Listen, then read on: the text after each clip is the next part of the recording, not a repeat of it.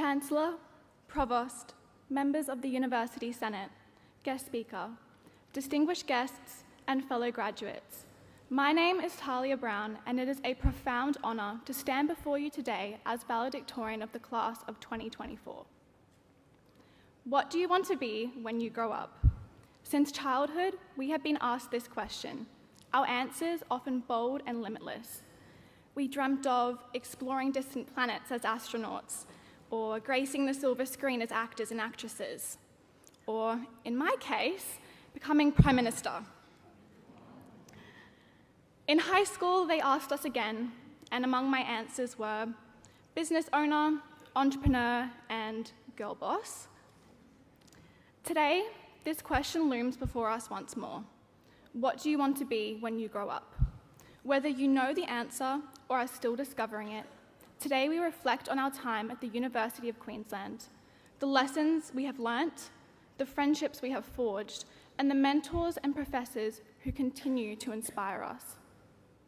As we stand on the precipice of this new adventure, I am reminded of the words my late grandma used to tell me as a little girl, which is that sometimes all we need is faith, the size of a mustard seed, to find the strength to soar on wings like eagles.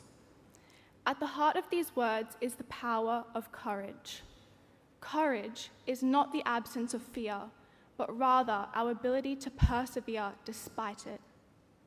My university experience has taught me that our lives are not measured by material accomplishments, but rather by the way in which we touch the lives of those around us.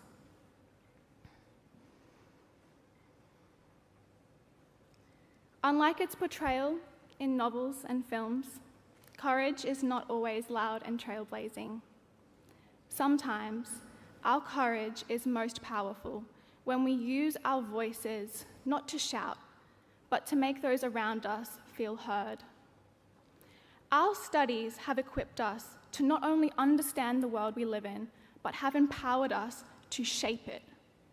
So let us not forget that wisdom that is not put into practice is just information, that a business that is not started is just an idea, that a dream that is not pursued is just a dream. Profoundly, our gifts and skills become powerful not only by their acquisition, but by how we use them. This year, I was fortunate enough to travel to Silicon Valley with my fellow UQ peers to intern for a startup.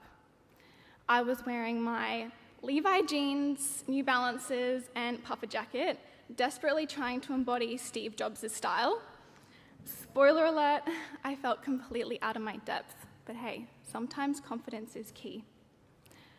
During this time, I was no longer studying visionary companies, but I was touring the Tesla factory, going to presentations at Meta headquarters, riding bikes around Googleplex.